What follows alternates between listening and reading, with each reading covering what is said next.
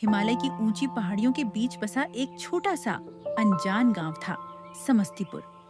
सर्दियों ने इस बार जैसे ठान लिया था कि यहाँ से जाने का नाम ही नहीं लेगी।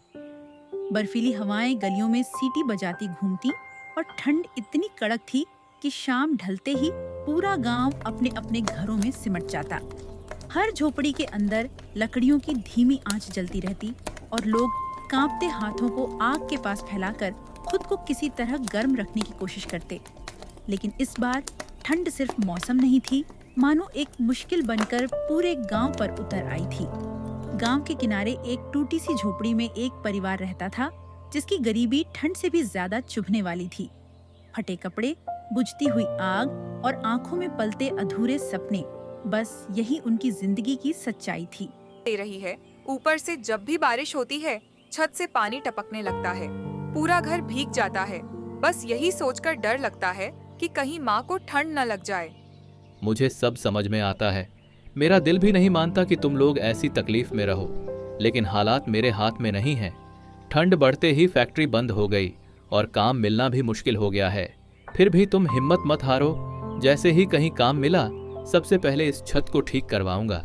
मैं वादा करता हूँ, अब और देर नहीं होगी। भगवान ने चाहा तो सब धीरे धीरे संभल जाएगा। ठंडी रातें जैसे हर रोज उनकी हिम्मत की परीक्षा ले रही थी। 2 दिन बाद आज उनके घर का चूल्हा जला था। जलती लकड़ियों से उठती हल्की सी आंच भी इस कड़ाके की ठंड के आगे बहुत छोटी लग रही थी। फिर भी वही उनके लिए सुकून का एकमात्र सहारा थी। मोहन एक गरीब मजदूर था। कभी वह पास की एक फैक्ट्री में काम करता था, लेकिन भीषण सर्दी बढ़ते ही फैक्ट्री बंद हो गई और उसके साथ ही उसकी रोजी रोटी भी छिन गई। अब वह बेरोजगार था, मगर हार मानना उसके बस की बात नहीं थी। जमा देने वाली ठंड और बर्फीली हवाओं के बीच भी वह किसी तरह इधर उधर छोटी मोटी मजदूरी ढूंढकर 2 वक्त का खाना जुटाने की कोशिश करता रहता। उस साल ठंड जैसे और भी ज्यादा बेरहम हो गई थी। रात होते ही हवाएं और तेज हो जाती और उनकी झोपड़ी की पतली दीवारें भी मानो ठंड से कांपने लगती, जैसे हर पल टूट जाने का डर हो। तभी एक दिन अचानक मौसम और बिगड़ गया। आसमान काले बादलों से घिर गया, तेज ठंडी हवा चलने लगी और पूरे गांव में अजीब सा सन्नाटा फैल गया। मोहन के मन में अनजानी बेचैनी उठने लगी। हे भगवान, ये मौसम अचानक इतना डरावना क्यों हो गया? ठंड तो पहले ही जान निकाल रही है, ऊपर से ये तेज हवाएं और काले बादल। दिल घबरा रहा है, कहीं कुछ बुरा न हो जाए। घर की हालत भी बहुत कमजोर है। अगर बारिश और बढ़ गई तो ये झोपड़ी कैसे टिकेगी? माँ और सुजाता को इस ठंड से कैसे बचाऊंगा? बस आज की रात किसी तरह शांति से कट जाए। प्रभु, बस इतना सहारा दे देना। जैसे यह सर्द रात किसी अनहोनी की शुरुआत होने वाली हो, तभी बारिश शुरू हो जाती है और मोहन भागते हुआ अपने घर आ जाता है। सुनिए, मैंने आपसे कई बार कहा था ना कि छत ठीक करवा लीजिए। देखिए अब हालत कितनी खराब हो गई है। बारिश का पानी अंदर तक आ रहा है। बहू, गुस्सा मत कर। बेटा भी क्या करे, हालात ही ऐसे रहे हैं। मेहनत करता है, फिर भी किस्मत साथ नहीं दे रही। तुम सही कहती हो, गलती मेरी ही है। मुझे पहले ही छत ठीक करवा देनी चाहिए थी। हर रोज यही सोचता रहा कि आज नहीं तो कल काम मिल जाएगा, फिर सब ठीक कर दूंगा। लेकिन वक्त निकलता गया और मैं कुछ कर नहीं पाया। अब भरोसा रखो, जैसे ही ये मौसम थोड़ा थमेगा, मैं किसी भी हाल में घर की मरम्मत करवाऊंगा। इस बार मैं अपनी जिम्मेदारी से पीछे नहीं हटूंगा। अभी आप दोनों पास रहिए, हिम्मत मत हारिए। हम इस मुसीबत से भी निकल जाएंगे। ठंड और बढ़ती जा रही है। मैं जानती हूँ आपकी मजबूरी है, लेकिन काम बार बार टलता गया। आज सच में बहुत घबराहट हो रही है। हे भगवान सब देख रहा है, धैर्य रखो। इस समय एक दूसरे का सहारा बनना ज्यादा जरूरी है। दोनों पति पत्नी आपस में बातें कर ही रहे थे कि तभी बगल के कमरे से छत टूटने की आवाज आई। वे पल भर के लिए डर गए। हे भगवान, ये कैसी जोर की आवाज आई? कहीं छत का कोई हिस्सा तो नहीं गिर गया? मुझे बहुत डर लग रहा है। ज्यादा सोचो मत, अभी एक पल भी यहाँ मत रुको। जल्दी बाहर निकलो, छत पूरी गिर सकती है। माँ को भी संभालो, तुरंत बाहर चलो। अब क्या करेंगे? चारों तरफ पानी भर गया है, पाँव भी ठीक से नहीं टिक रहा। ध्यान से चलो, घबराओ मत। बस बाहर निकल जाए, जान बची तो सब फिर से बना लेंगे। जल्दी जल्दी, कड़ाके की ठंड और तेज बारिश के बीच पति पत्नी अपनी बूढ़ी माँ के साथ मजबूर होकर घर के बाहर आ गए। ठंडी हवाएं शरीर को जमा रही थीं और बारिश की धाराएं लगातार गिर रही थीं। फिर भी वे तीनों एक दूसरे के पास खड़े रहकर सहारा बने रहे। बेटा, मुझे बहुत ठंड लग रही है। ये बारिश भी रुकने का नाम नहीं ले रही। अब हम कहाँ जाएंगे? शरीर कांप रहा है। डर लग रहा है कि इस खुले में कैसे रहेंगे। माँ, आप घबराइए मत। देखिए, सामने वह बड़ा सा पेड़ है, पहले उसके नीचे चलते हैं। वहाँ कुछ तो सहारा मिलेगा। आप मेरा हाथ थामे रहिए। जब तक मैं हूँ, आपको कुछ नहीं होने दूंगा। तीनों एक पेड़ के नीचे जाकर खड़े हो गए। बारिश अब और तेज हो चुकी थी और ठंडी हवा लगातार चल रही थी। तभी अचानक जोर की आवाज के साथ उनका घर भी ढह गया। अपना आशियाना टूटता देख मोहन की बूढ़ी माँ सावित्री की आंखों से आंसू बहने लगे। सब लोग बहुत दुखी थे। हे भगवान, मेरा घर उजड़ गया। सारी उम्र की कमाई एक पल में मिट्टी हो गई। अब इस बुढ़ापे में कहाँ जाऊंगी? इतनी ठंड और बारिश में हमारा क्या होगा? भगवान, मेरे बच्चों की रक्षा करना। माँ, अब यहाँ रुकना ठीक नहीं है। हमें किसी और जगह का सहारा ढूंढना होगा। जब तक ठंड और हालात ठीक नहीं होते, रहने का कोई दूसरा इंतजाम करना पड़ेगा। बेटा, इतनी कड़कड़ाती ठंड में हम कहाँ जाएंगे? शरीर में ताकत नहीं बची है। मन भी बहुत डर रहा है।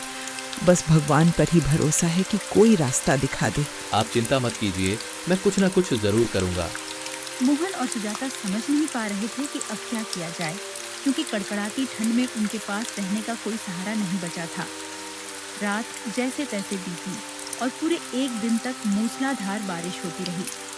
अगले दिन आखिरकार बारिश थम गई, लेकिन पीछे छोड़ गई थी ठंड, तबाही और अनिश्चित भविष्य। जैसे ही वे तीनों अपने टूटे हुए घर के पास पहुंचे, बिखरी हुई दीवारें और टूटी छत देखकर उनके दिल भर आए। अपना आशियाना उजड़ा हुआ देख उन्हें गहरा दुख हुआ। आंखें नम हो गईं और मन में बीते दिनों की यादें उमड़ पड़ीं। सावित्री देवी वहीं फूट फूट कर रोने लगीं। हाय राम, मेरा घर, मेरा सहारा सब उजड़ गया। इसी घर में मैंने अपने बच्चों को पाल पोस कर बड़ा किया। इसी छत के नीचे हंसी खुशी और दुख दोनों देखे। यह देखकर मोहन का दिल भर आया। वह अपनी माँ के पास गया, उन्हें संभालते हुए चुप कराने लगा और हिम्मत भरे स्वर में बोला, माँ, आप ऐसे मत रोइए। मुझे पता है यह घर आपके लिए कितना कीमती था और पिताजी की कितनी यादें इससे जुड़ी हैं। लेकिन विश्वास रखिए, यह घर टूट गया है, हम नहीं। जब तक आप हमारे साथ हैं, तब तक हम फिर से सब बना लेंगे। बेटा, ये घर तुम्हारे पिताजी ने कितनी मेहनत से बनाया था। दिन रात काम करके एक एक ईंट जोड़कर उन्होंने ये आशियाना खड़ा किया था। आज उनकी यादों का ये निशान भी मिट्टी में मिल गया। अब इस बुढ़ापे में मेरे पास बचा ही क्या है? न वो घर रहा, न वही दिन। भगवान, इतनी बड़ी परीक्षा क्यों ली तुमने? बस मेरे बच्चों को सुरक्षित रखना, उन्हें कभी अकेला मत छोड़ना। मैं मेहनत करूंगा, दोबारा एक एक ईंट जोड़ूंगा और आपके लिए इससे भी अच्छा घर बनाऊंगा। बस आप हिम्मत रखिए माँ। मोहन अपनी पत्नी और अपनी बूढ़ी माँ को साथ लेकर वहाँ से आगे बढ़ गया। टूटे हुए घर को पीछे छोड़ते हुए वे काफी दूर निकल आए। तेज बारिश के बाद ठंड और भी ज्यादा बढ़ चुकी थी। शाम धीरे धीरे ढल रही थी, लेकिन सिर छुपाने की जगह की तलाश में तीनों अब भी थके कदमों से चलते जा रहे थे। सुनिए, अब मुझसे चला भी नहीं जा रहा। पैरों में जैसे जान ही नहीं बची। ठंड भी बहुत लग रही है। बेटा, ये बुढ़ापा भी बोझ बन गया है। शरीर थक गया है। लगता है अब एक कदम भी नहीं उठेगा। आप दोनों चिंता मत कीजिए, थोड़ी देर यहीं रुक जाइए। मैं पास ही से कुछ लकड़ियां इकट्ठा करके ले आता हूँ। आग जला लेंगे तो ठंड से थोड़ी राहत मिल जाएगी। आप अकेले मत जाइए। बाहर अंधेरा भी होने लगा है और मौसम भी ठीक नहीं लग रहा। डरो मत, मैं यहीं आसपास रहूंगा। आप माँ के पास बैठिए, मैं जल्दी लौट आऊंगा। भगवान तुम्हें सलामत रखे बेटा, तू ही तो हमारा सहारा है। मोहन ठंड से बचने के लिए आग जलाने के इरादे से सूखी लकड़ियां इकट्ठा करने लगा। तभी उसकी नजर सामने पड़ी एक छोटी सी झोपड़ी पर गई। उम्मीद की एक किरण देखकर वह तुरंत अपनी माँ के पास आया और उत्साहित स्वर में बोला कि माँ, माँ, सामने एक छोटी सी झोपड़ी दिख रही है। लगता है वहां कोई रहता होगा। अगर भगवान ने चाहा तो आज की रात वहीं शरण मिल जाएगी। चलिए पहले वहीं चलते हैं, शायद ठंड और बारिश से कुछ राहत मिल जाए। घर के बाहर पहुंचकर मोहन ने हल्की सी आवाज लगाई। कौन है अंदर? बाबा, अगर कोई है तो दरवाजा खोल दीजिए। बाहर बहुत ठंड और तेज बारिश है। मेरी माँ और पत्नी साथ हैं। आज की रात कहीं ठहरने की जगह नहीं मिल रही। कृपा करके थोड़ा सहारा दे दीजिए। अब कौन है बाहर? इस ठंड और बारिश में कौन आया है इतनी शाम को? झोपड़ी के भीतर से एक बूढ़ी अम्मा धीरे धीरे बाहर निकलकर देखने लगी। सामने खड़े तीनों लोगों को देखकर वे पल भर के लिए ठिठक गईं। उनके सामने एक पति पत्नी और उनके साथ एक बूढ़ी औरत ठंड से कांपते हुए खड़ी थी। तीनों के चेहरों पर थकान, डर और बेबसी साफ झलक रही थी। अरे राम राम, इस कड़ाके की ठंड में तुम लोग बाहर कैसे खड़े हो? जल्दी अंदर आ जाओ बेटा। ऐसे मौसम में बाहर रहना ठीक नहीं होता। पहले आग के पास बैठो, थोड़ा बदन गर्म हो जाएगा, फिर आराम से बात करेंगे। वे तीनों झोपड़ी के भीतर आ गए और जलती आग के पास बैठ गए। आग की हल्की सी गर्माहट से उनके जमे हुए शरीर को थोड़ा सुकून मिला। थोड़ी देर बाद अम्मा ने उन्हें गौर से देखा और धीमी आवाज में पूछा कि वे कौन हैं और इस कड़कड़ाती ठंड में यहाँ तक कैसे पहुँच गए। बेटा, तुम लोग कौन हो? इस ठंड और बारिश में यहाँ तक कैसे पहुँच गए? चेहरे देखकर लगता है बहुत बड़ी परेशानी झेल कर आए हो। माँ, हम इसी पहाड़ी इलाके के रहने वाले हैं। कल रात तेज बारिश और आंधी में हमारा घर ढह गया। माँ बूढ़ी हैं, पत्नी भी बहुत थक गई है। पूरी रात बाहर काटनी पड़ी, इसलिए किसी सहारे की तलाश में यहाँ तक आ गए। हाय राम, इतनी मुसीबत में हो तुम लोग? कहीं और रहने का कोई ठिकाना नहीं मिला क्या? नहीं अम्मा, सब कुछ उजड़ गया, बस जान बची, वही बड़ी बात है। आज की रात किसी तरह कट जाए, यही सोचकर हिम्मत जुटाकर आपके दरवाजे तक आए। घबराओ मत, भगवान पर भरोसा रखो। जब तक सांस चलती है तब तक उम्मीद भी जिंदा रहती है। थोड़ी ही देर में अम्मा ने उनके सामने सादा सा खाना परोस दिया। भूखे पेट में खाना जाते ही जैसे उनके अंदर थोड़ी ताकत लौट आई। खाना खाने के बाद रात और गहरी हो चुकी थी। दिन भर की थकान से तीनों की आंखें बोझिल हो गईं। कड़कड़ाती ठंड के बावजूद उस छोटी सी झोपड़ी में मिली गर्माहट और अपनापन उन्हें सुकून दे गया और वे वहीं सो गए। लेकिन उस रात की ठंड कुछ ज्यादा ही बेरहम थी। बूढ़ी अम्मा उसे सह नहीं पाईं। सुबह जब मोहन की आंख खुली तो उसने देखा कि अम्मा का पूरा शरीर ठंड से अकड़ चुका था, मानो उन पर बर्फ जम गई हो। वे हमेशा के लिए खामोश हो चुकी थीं। ये दर्दनाक दृश्य देखकर सबका दिल दहल गया और झोपड़ी में गहरा सन्नाटा छा गया। सुनिए, अम्मा तो पहले ही हमें छोड़कर चली गईं और अब ये झोपड़ी भी बहुत जर्जर हो चुकी है। अगर मौसम फिर से बिगड़ गया तो शायद ये घर भी टिक ना पाए। फिर हम कहाँ जाएंगे? यह सोचकर ही दिल कांप उठता है। बहू ठीक कह रही है बेटा, ये ठंड और बरसात किसी को नहीं बख्शती। अम्मा ने सहारा दिया, लेकिन अब उनका जाना भी भगवान की मर्जी थी। बस डर यही है कि आगे क्या होगा। तुम दोनों चिंता मत करो, पहले हम अम्मा की अंतिम क्रिया पूरे सम्मान से करेंगे। उसके बाद मैं इस झोपड़ी को ठीक करने में लग जाऊंगा। चाहे कितनी भी मेहनत क्यों ना करनी पड़े, मैं इसे फिर से रहने लायक बना दूंगा। अगर भगवान ने साथ दिया तो अब हमें दोबारा बेघर नहीं होना पड़ेगा। अम्मा का अंतिम संस्कार करने के बाद तीनों कुछ देर तक गहरे दुख में डूबे रहे। फिर हालात से हार न मानते हुए उन्होंने अपनी टूटी फूटी झोपड़ी को दोबारा खड़ा करने का फैसला किया और नई शुरुआत करने में जुट गए। सावित्री और सुजाता जंगल से लकड़ियां इकट्ठा करके लाईं और मोहन उन लकड़ियों को झोपड़ी के चारों ओर सलीके से लगाने लगा। कड़ी मेहनत और आपसी सहयोग से कुछ ही घंटों में उन्होंने उस उजड़ी झोपड़ी को फिर से खड़ा कर दिया, पहले से कहीं ज्यादा मजबूत और उम्मीद से भरी हुई। रहने के लिए छत तो मिल गई है, लेकिन अब सोएंगे कैसे? जमीन इतनी ठंडी है कि सीधे लेटने से ठंड और लग जाएगी। कुछ समझ नहीं आ रहा क्या करें। बहू, तो चिंता मत कर, मैंने झोपड़ी के एक कोने में पुरानी चटाई देखी है, उसी को बिछा लेंगे। कम से कम जमीन की ठंड तो नहीं लगेगी। सावित्री सबके सोने के लिए एक पुरानी चटाई बिछा देती है ताकि थके हुए शरीर को थोड़ा आराम मिल सके। वहीं सुजाता रसोई में जाकर देखती है तो उसे वहाँ थोड़ा सा राशन दिखाई देता है। बिना समय गंवाए वह जल्दी से चूल्हा जलाती है और सबके लिए सादा लेकिन प्यार से भरा खाना बना देती है ताकि आज की रात वे भूखे न रहें। आज के लिए हमें इसी थोड़े से खाने में गुजारा करना होगा, लेकिन तुम फिक्र मत करो, कल सुबह से ही मैं काम की तलाश में निकल जाऊंगा। कैसी भी मेहनत करनी पड़े मैं पीछे नहीं हटूंगा। भगवान ने चाहा तो हमारे हालात भी एक दिन जरूर बदलेंगे। खाना खाकर वे सभी लोग आराम करने के लिए सो जाते हैं। अगली सुबह मोहन काम की तलाश में घर से निकल पड़ता है और किस्मत से उसे एक जगह मजदूरी का काम मिल जाता है। दिन भर मेहनत करने के बाद अपनी पहली कमाई से मोहन थोड़ी सी मिठाई और राशन खरीदता है और मन में नई उम्मीद लेकर घर की ओर लौट आता है। माँ सुजाता, आज सच में भगवान ने हमारी सुन ली। मुझे मजदूरी का काम मिल गया है। कम ही सही पर शुरुआत तो हो गई। अब धीरे धीरे सब संभल जाएगा। देखो, आज की कमाई से थोड़ा राशन और तुम्हारे लिए थोड़ी सी मिठाई भी लाया हूँ। अब आप लोग बिल्कुल चिंता मत करो। समय धीरे धीरे बदलने लगा। मोहन की मेहनत और ईमानदारी रंग लाने लगी और उसका जीवन फिर से पटरी पर आ गया। टूटी झोपड़ी अब एक सादा लेकिन सुरक्षित घर बन चुकी थी।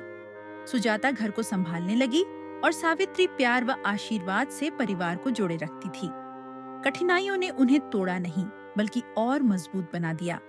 कहानी का अंत यही सिखाता है कि हाल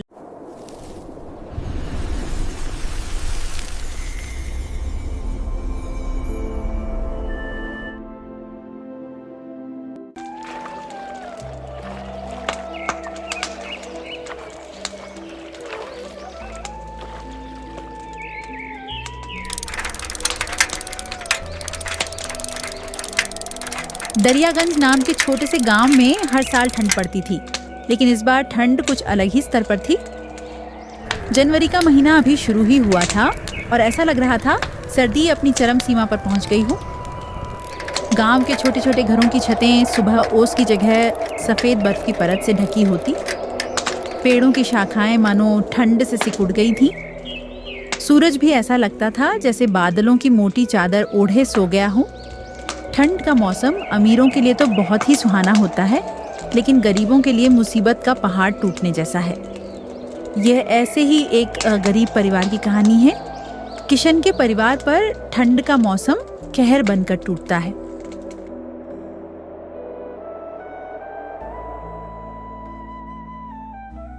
हे ऊपर वाले, यह इतनी ठंड कैसे बढ़ा रहे हो? इतनी ठंड में तो घर से निकलना भी मुश्किल हो गया है। सच में ऐसी ठंड तो पहले कभी नहीं देखी। बाहर जाने का तो मन ही नहीं करता। ठंडी हवा बदन को चीरती हुई निकलती है। लगता है इस बार ठंड कुछ ज्यादा ही बढ़ गई है। हाँ सरला, और देखो सूरज भी जैसे मानो लुका छुपी खेल रहा है। दिन भर कोहरा छाया रहता है। लगता है कि ठंड और बढ़ती चली जाएगी। सच में इस बार ठंड ने तो सबकी हालत खराब कर दी है। तुम बाहर कैसे जाओगे? तुम्हें तो सुबह सुबह उठकर सेठ धनीराम की दुकान पर जाना पड़ता है। हम तो फिर भी घर में रहते हैं और चूल्हे के पास बैठकर कुछ गर्माहट ले लेते हैं। क्या करें सरला, काम तो करना ही पड़ेगा। सेठ जी को तो कोई फर्क नहीं पड़ता कि कितनी ठंड है। उन्हें तो बस काम समय पर चाहिए। अच्छा सरला, तो अब मैं चलता हूँ, नहीं तो मालिक फिर से गुस्सा करेंगे। किशन एक चाय की दुकान पर चाय बनाने का काम करता था, जहां उसे बहुत कम पैसे मिलते हैं और उसके परिवार का गुजारा बस किसी तरह से चल रहा था। दरियागंज गांव में हर साल सर्दी का मौसम आता था, लेकिन इस बार ठंड कुछ ज्यादा ही भयानक थी। आमतौर पर गांव के लोग सर्दी को हंसी खुशी सहन कर लिया करते थे, लेकिन इस बार मौसम में सभी को मुश्किल में डाल दिया। ठंडी हवाओं के साथ साथ आसमान में घने बादल छाए रहते, जिससे दिन भर धुंध का माहौल बना रहता था। गांव का चौपाल, जहां आम दिनों में लोग बैठकर बातें किया करते थे, अब सुना पड़ा था। ठंड ने हर किसी को घर में कैद कर दिया था।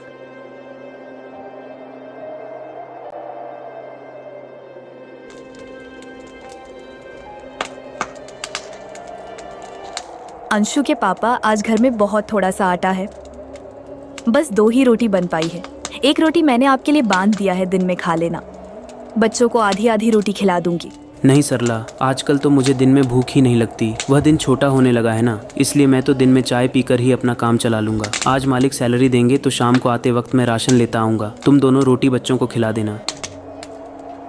सरला को पता था कि सिर्फ 1 कप चाय पीने से पेट नहीं भरता, लेकिन वह हालातों के आगे मजबूर थी। किशन घर से बाहर जाने के लिए निकलता है, लेकिन बाहर बहुत ठंड पड़ रही थी। आसमान से बर्फ के बड़े बड़े टुकड़े गिर रहे थे। हे भगवान, बाहर तो बहुत ठंड है। इतनी ठंड में तो बाहर जाने की हिम्मत ही नहीं हो रही है। किशन घर से बाहर निकला। उसके पास गर्म कपड़े नहीं थे।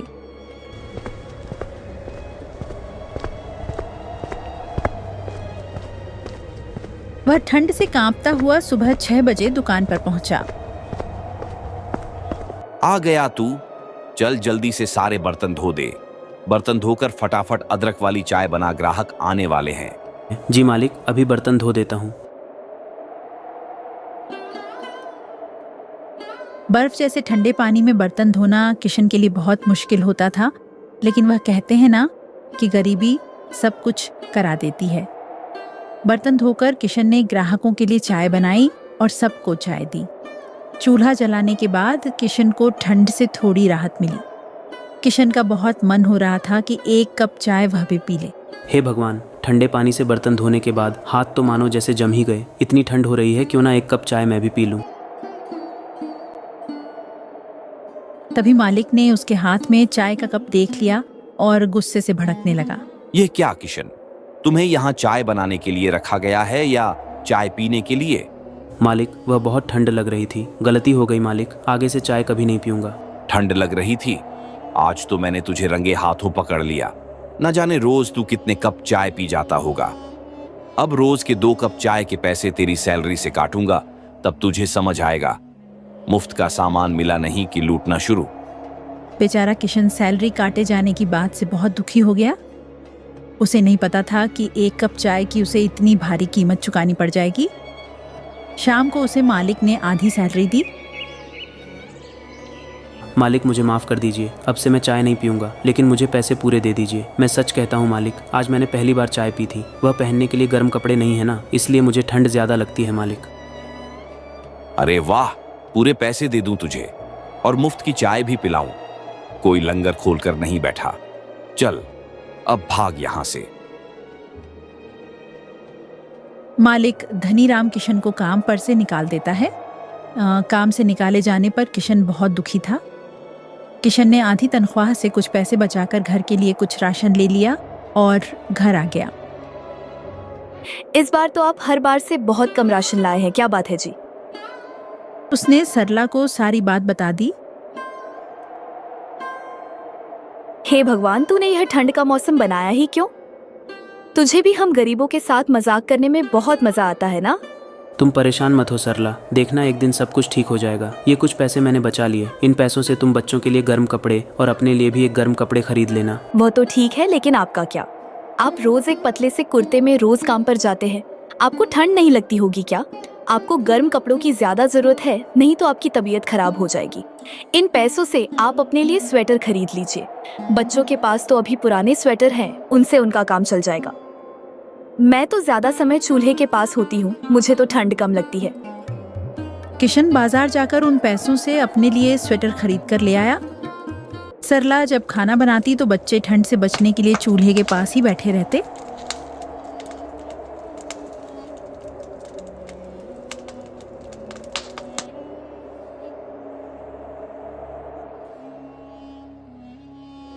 मैं बाहर जा रहा हूँ, देखता हूँ अगर कोई काम मिल जाए तो। खाली बैठने से कुछ नहीं होगा। इस बार तनख्वाह भी कम मिली है। जी ठीक है, ध्यान से जाइएगा और रात होने से पहले घर आ जाना। रात में ठंड बहुत बढ़ जाती है। किशन बाहर निकल जाता है। बाहर ठंडी ठंडी हवाएं चल रही थी। किशन काम की तलाश में आगे बढ़ जा रहा था। भैया, आपके पास अगर मेरे लायक कुछ काम हो तो दे दीजिए, मैं कोई भी काम कर लूँगा।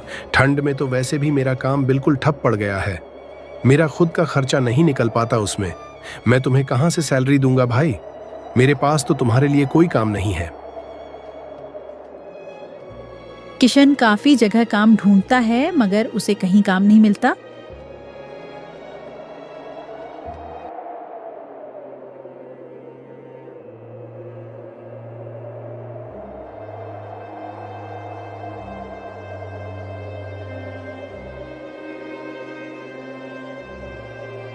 हे भगवान, अगर काम नहीं मिला तो गुजारा कैसे होगा। ज़्यादा पैसे भी नहीं बचे हैं और राशन भी इतना ही बचा है कि 10 दिन का मुश्किल से गुजारा हो पाएगा। किशन यह सब सोच ही रहा था कि तभी वहां पर एक बूढ़ी अम्मा आती है। बेटा, क्या तुम मेरी मदद कर सकते हो? मेरा घर यहाँ से कुछ ही दूरी पर है। ठंड भी बहुत है ना, और मैं भी बहुत थक गई हूँ। यह कुछ मेरा सामान है, इसको मेरे घर तक पहुँचा दो बेटा, तुम्हारा बड़ा एहसान होगा। ठीक है माताजी, चलिए मैं अभी आपका सामान आपके घर तक पहुँचा देता हूँ। किशन सामान उठाता है और अम्मा के साथ चल पड़ता है।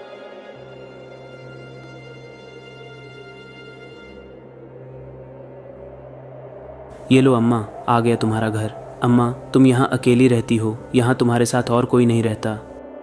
हाँ बेटा, मैं यहाँ अकेले ही रहती हूँ। मेरे परिवार में और कोई नहीं है, बस यह एक मेरी लक्ष्मी है। ठंड बढ़ गई है ना, इसलिए जंगल से कुछ लकड़ियाँ लेने गई थी, आते आते देर हो गई। वह तो शुक्र है भगवान का जो वहाँ तुम मुझे मिल गए। अच्छा अम्मा, अब आप लकड़ियाँ जलाकर आराम कीजिए, मैं चलता हूँ, मुझे घर के लिए देर हो रही है। ठीक है बेटा, लेकिन मैं चाहती हूँ कि तुम मेरी लक्ष्मी को भी अपने साथ ले जाओ। मैं बहुत बूढ़ी हो चुकी हूँ, मैं लक्ष्मी का ढंग से ख्याल नहीं रख पाती, इसीलिए मैं चाहती हूँ कि तुम मेरी लक्ष्मी का ख्याल रखो। बेटा, इसे चारा सही से खिलाना तो तुम्हें यह बहुत सारा दूध देगी। ठीक है अम्मा, अगर आप इतना जोर दे रही हैं तो आज से मैं आपकी लक्ष्मी का ध्यान रखूंगा। इतना कहकर किशन लक्ष्मी को लेकर घर आ जाता है। अरे ये किसकी गाय ले आए आप? किशन सरला को सारी बात बता देता है। सरला, उस बूढ़ी अम्मा ने इसे मुझे दे दिया और कहा कि इसका बहुत ध्यान रखना। अब हम इसका बहुत ध्यान रखेंगे, बिल्कुल अपने बच्चों की तरह। सरला, रात तो होने वाली है, मैं सोच रहा हूँ कि लक्ष्मी के लिए कुछ हरी हरी घास ले आऊँ। जी हाँ, आप जल्दी से लक्ष्मी के लिए कुछ खाने को ले आए। किशन जंगल की ओर निकल जाता है और लक्ष्मी के लिए ढेर सारा चारा लेकर घर पहुंचता है और लक्ष्मी को खिला देता है। कुछ देर बाद लक्ष्मी ढेर सारा दूध देती है। देखो सरला, लक्ष्मी ने तो बहुत सारा दूध दिया है, इतना सारा दूध तो हम पी ही नहीं पाएंगे। लाइए, सबसे पहले मैं कुछ दूध की चाय बना देती हूँ। आज पूरा परिवार एक साथ बैठकर चाय पिएगा।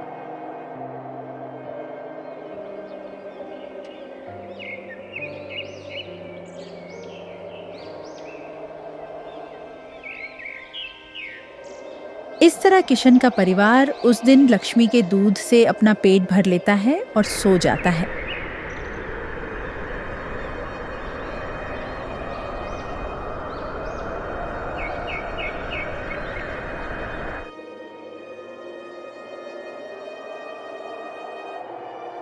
जी, मैं सोच रही हूँ हमारे पास काफी सारा दूध हो गया है, तो क्यों ना आप दूध से चाय का काम खोल ले। अभी ठंड का मौसम है तो आपकी चाय काफी अच्छी बिकेगी। तुम ठीक कह रही हो, मुझे चाय का स्टॉल लगा लेना चाहिए, लेकिन अभी तो हमारे पास स्टॉल लगाने के लिए भी पैसे नहीं हैं। एक स्टॉल लगाने में बहुत सारा सामान लगेगा और सामान को खरीदने के लिए तो पैसों की जरूरत होगी। जी, आप एक काम कीजिए, लाला राम से कुछ पैसे उधार ले लीजिए। जैसे ही हमारा काम चलने लगेगा हम उनके सारे पैसे वापस कर देंगे। ये विचार तो तुम्हारा बिल्कुल सही है लक्ष्मी, मैं आज ही जाकर लाला राम से कुछ उधार की बात करता हूँ।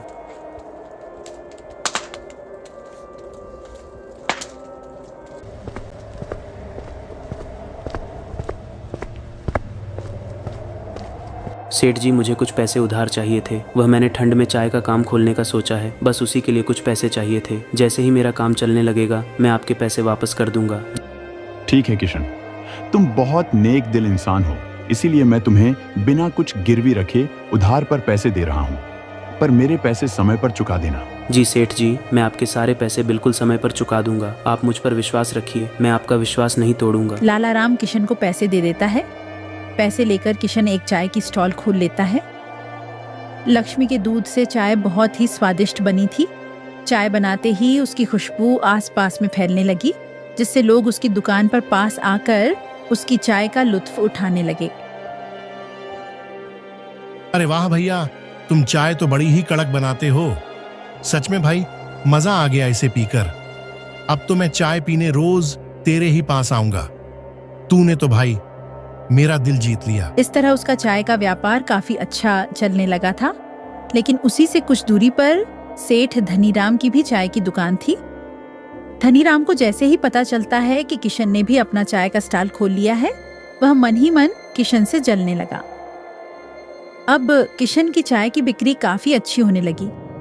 किशन की चाय में इतना स्वाद होता था कि अब धनीराम के ग्राहक भी किशन के स्टॉल पर आकर चाय का मजा उठाते थे, जिससे धनीराम की कमाई कम होने लगी। ये तो बहुत ही चालाक है। इसको मैं काम पर से क्या निकाला, ये तो मुझे ही टक्कर देने को खड़ा हो गया। लगता है इसको सबक सिखाना ही पड़ेगा। धनीराम मन ही मन किशन से और जलने लगा था और अब वह उसका स्टॉल वहां से हटाने का उपाय सोचने लगा था।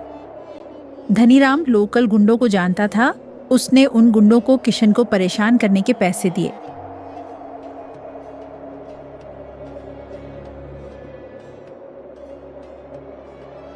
सारे गुंडे शाम को किशन के स्टॉल के पास आए। क्या बात है साहब, चाय पीनी है क्या? पैसा चाहिए, पैसा दे। यहाँ पर किससे पूछकर तूने ये स्टॉल लगाया? अब इस जगह के पैसे दे।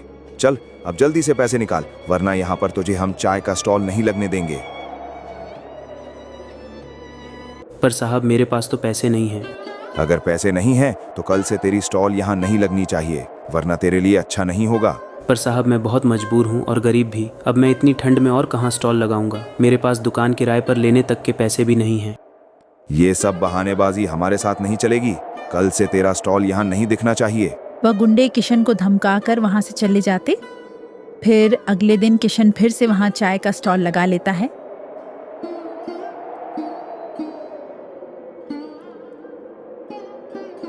किशन का ठेला फिर से वहीं देख धनीराम को बहुत गुस्सा आता है। मैंने तुम्हें किस बात के पैसे दिए थे? किशन का स्टॉल यहाँ से हटा क्यों नहीं? अरे भाई, हमने तो कल उसको खूब धमकाया था, पर लगता है हमारी धमकी का उस पर कोई असर नहीं हुआ। अरे सिर्फ धमकी से कुछ नहीं होगा। जब तक उसे 2-4 डंडे नहीं पड़ेंगे तब तक बात उसके दिमाग में नहीं घुसेगी। ठीक है भाई, अब आप देखते जाइए हम किस तरह उसका स्टॉल बंद करवाते हैं।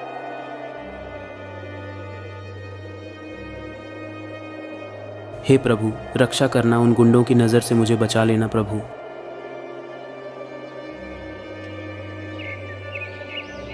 अरे तूने अभी तक चाय के स्टॉल क्यों नहीं बंद किया? लगता है तू ऐसे नहीं मानेगा। किशन उस समय चाय बना रहा था। चाय की खुशबू जब गुंडों की नाक के पास से गुजरती है। चाय की खुशबू तो बहुत अच्छी आ रही है। चल पहले हम सबके लिए 1 कप चाय लगा। गुंडे जैसे ही किशन की चाय पीते हैं। अरे वाह, तू चाय तो बड़ी कड़क बनाता है। सच में बड़ी ही स्वादिष्ट चाय है। तू चिंता मत कर चाय वाले, अब तुझे हमारे होते हुए यहाँ से कोई नहीं हटाएगा। वह गुंडा डंडा लेकर वापस धनीराम के पास पहुंच जाते हैं और उसकी ही पिटाई कर देते हैं।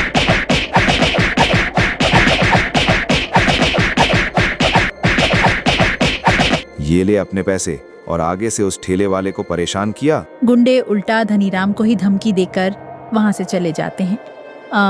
गुंडों की धमकी से डरकर धनीराम ने अब किशन को परेशान करना बंद कर दिया। किशन अब आराम से चाय की स्टॉल लगाता है और कड़कती ठंड में लोगों को गर्मागर्म चाय पिलाता है।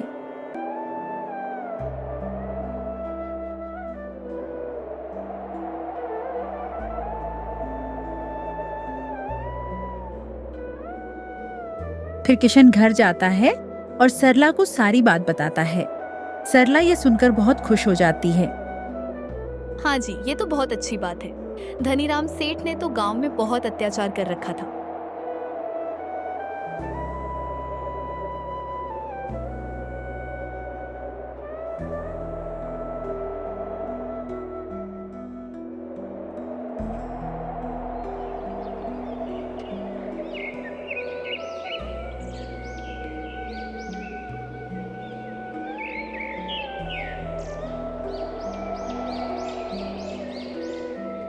छोटे से गांव में हर साल ठंड पड़ती थी, लेकिन इस बार ठंड कुछ अलग ही स्तर पर थी। जनवरी का महीना अभी शुरू ही हुआ था और ऐसा लग रहा था सर्दी अपनी चरम सीमा पर पहुंच गई हो। गांव के छोटे छोटे घरों की छतें सुबह ओस की जगह सफेद बर्फ की परत से ढकी होती। पेड़ों की शाखाएं मानो ठंड से सिकुड़ गई थी। सूरज भी ऐसा लगता था जैसे बादलों की मोटी चादर ओढ़े सो गया हो। ठंड का मौसम अमीरों के लिए तो बहुत ही सुहाना होता है, लेकिन गरीबों के लिए मुसीबत का पहाड़ टूटने जैसा है। यह ऐसे ही एक गरीब परिवार की कहानी है। किशन के परिवार पर ठंड का मौसम कहर बनकर टूटता है।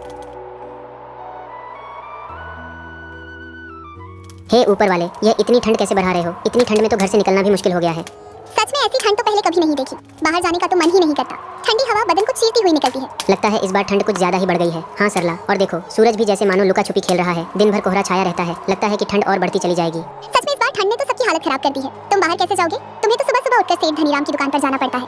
हम तो फिर भी घर में रहते हैं और चूल्हे के पास बैठकर कुछ गर्माहट ले लेते हैं। क्या करें सरला, काम तो करना ही पड़ेगा। सेठ जी को तो कोई फर्क नहीं पड़ता कि कितनी ठंड है, उन्हें तो बस काम समय पर चाहिए। अच्छा सरला, तो अब मैं चलता हूँ, नहीं तो मालिक फिर से गुस्सा करेंगे।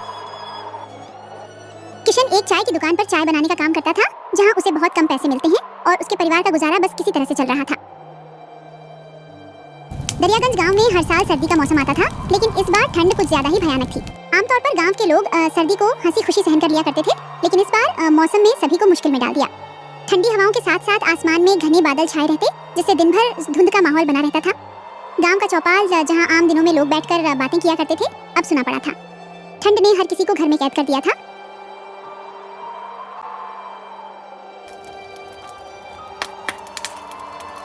अंशु के पापा, आज घर में बहुत थोड़ा सा आटा है, बस 2 ही रोटी बन पाई है। एक रोटी मैंने आपके लिए बांध दिया है, दिन में खा लेना।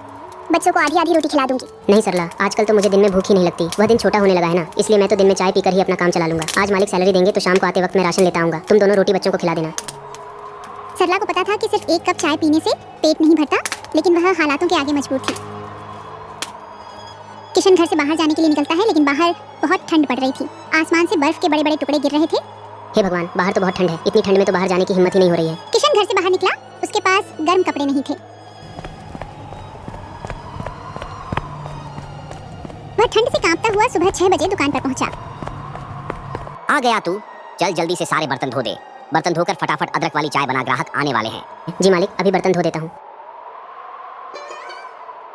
बर्फ जैसे ठंडे पानी में बर्तन धोना किशन के लिए बहुत मुश्किल होता था, लेकिन वह कहते हैं ना कि गरीबी सब कुछ करा देती है। बर्तन धोकर किशन ने ग्राहकों के लिए चाय बनाई और सबको चाय दी।